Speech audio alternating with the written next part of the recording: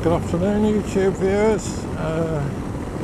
I said I'd put a video or two on the new GS. Well, this is the first one, and today I'm just going from Caton, and I've decided I'm just going to go have a little amble over the Trough of Bowland, and such a beautiful day. I thought it was too good a day to miss for doing a bit of video for you, so you can have a little look how the old GS goes. It's the 2014 R1200GS TE model. I think that means Touring Edition, and it's got a load of extras on it.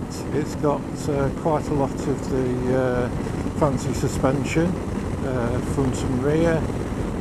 It's got link brakes, it's got various other bits and pieces, it's got a number of engine mappings, so you can go from rain through to road and through to dynamic, which is what I'm in now, which is for general road use when the road's dry.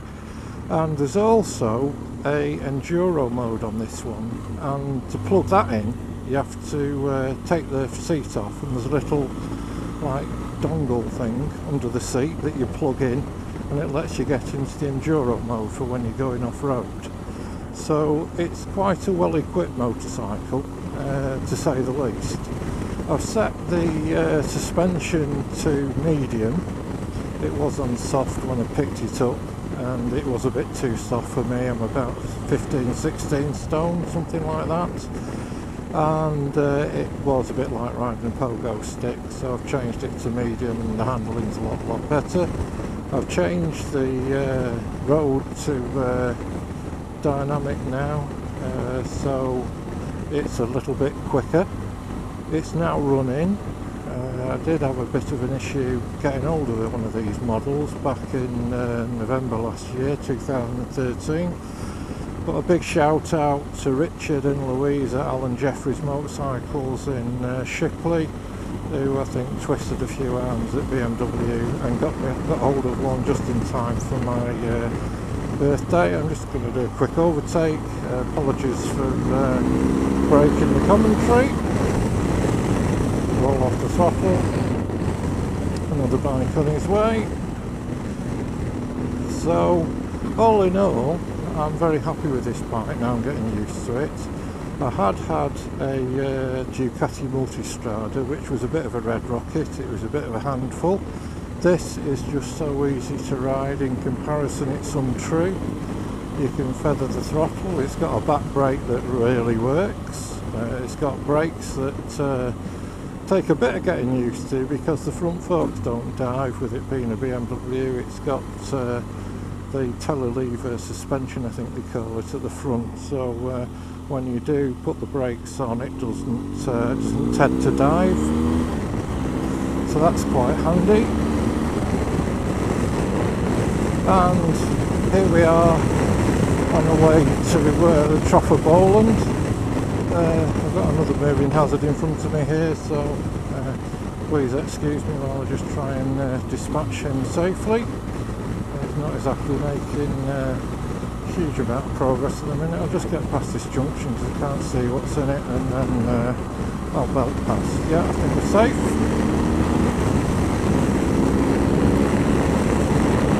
Off the throttle, and that was a nice overtake as far as I'm concerned. Okay, back to the GS then. Overall, the suspension's very plush. This is quite a bumpy road, but it's just mopping up the bumps quite nicely. And it is a beautiful day, as you can see. Just heading into Quernmore now, and the GS is just going through these bends in the approach to Quernmore very easily. You put it online and it stays online, it doesn't move around a lot. I've got 30-mile-an-hour limit. So I'm just taking the motorcycle down in speed, just doing a few speed checks as I go through the 30 limit there, and it just went down into fourth, and it was still pulling quite happily, but I think I'm still used to the Ducati engine, which was quite revvy, so I do tend to perhaps rev the GS more than I need to. it was quite noticeable that I went out with an instructor doing an advanced instruction the other day, and he said one of the things he did tend to notice was that I did change gear a lot, which is probably because I'm used to keeping the Ducati on the boil, whereas this GS has got loads and loads of bottom end grunt and torque, and it just cruises through these bends, no trouble at all, no need to dance around the gearbox or anything, it just opens it up and it's fine. One of the things I did notice though is that when you do drop it down a gear, is I've got the Acropulvic exhaust on it, and it makes a lovely noise when you happen to change gear. So that's another advantage of changing down a lot, is that you get a nice burble from the engine. But I think any bike who says they don't like engine noises is a liar. We all love having a nice noise to our engines. Okay, I'm just in Quernmore now. I'm going to take a left here. A couple of HGVs with stone by the looks of things, or they're going to a quarry somewhere to get some stone. A few vehicles behind, so I'll just get this sorted out and then I'll do a bit more commentary. I'm just going to go left here. It is quite a bad bend, this is, so a bad junction, so I just want to make sure that I do stop and take my odds properly.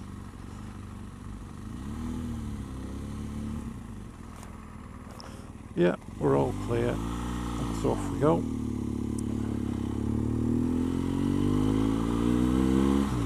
Good steep hill this, a good test of the GS, and the torque comes onto its own. I mean, 7 there, second there, and it just pulled away like a oven. I'm just going to follow this car up this road now. This is a nasty little hairpin in second gear, I think. Yeah, and around we go. And it just took that hill beautifully, and it does handle very, very nicely. The Ducati, you would have it would have gone up it very nicely indeed, but it would have taken a bit of manhandling around that corner, whereas this just seems to find its own way around. You just point it and shoot. It's very, very, very easy to ride indeed. Just going up the hill now, we're heading up to the Trough proper. Absolutely gorgeous day up here. And I'm just going to tuck behind this car, use him as my eyes, particularly through these twisty bits where there's no white lines. And it's in 5th gear going up here, and you can't grumble at that. Got a cyclist on the left, so I'm just taking care, just a quick mirror check to make sure it's safe to go past the poor old lad. He's done very well to get up that hill. Okay, we're just behind the Skoda now, and just getting a bit of a cross view there. It's clear. Just scoot round here, watch for his brake lights as he goes round this bend. Seems okay. Again, just look out for the brake lights again. And here we are on the Trough proper now, and we'll be heading up towards Jubilee Tower. I'm just going to hit this cattle grid square on out. That was a bit bumpy, but the suspension seemed to take it in its stride, which is a good thing. Accelerating away now up this hill, 4th gear, and the GS wants to go. It just wants to go up these hills. It's just got such a lot of power, even though it's 25 brake horsepower less than the Multistrada. It still will pick its heels up when you want it to. The guy in front's making good progress, so I don't need to break my neck to get past him. So I'm just watching out for sheep now on this bit of the trough. It can get a little bit busy at lambing time. I don't know where all the lambs are actually. I think they might have taken them indoors or something. Just approaching Jubilee Tower, which as you can see in front of you there. And if I look to the right, nothing behind, so safe to show you. There's the Morecambe Bay, and what a fantastic view that is on a day like today. It's one of those days when you're really, really happy to be out on a bike, and it's just absolutely fantastic. So love riding this road. Just watching out for any oncoming vehicles now. The Skoda's got away from me, but I'm not bothered. I'm quite happy, just making good progress, enjoying the view. Just going over the white line to smooth out the bends a bit. But the GS is just holding its line beautifully. Look at that, I just went through there, no trouble at all, no effort whatsoever. Got the van on the left hand side here now. I don't know what he's doing. He's just pulling out now by the looks of things, so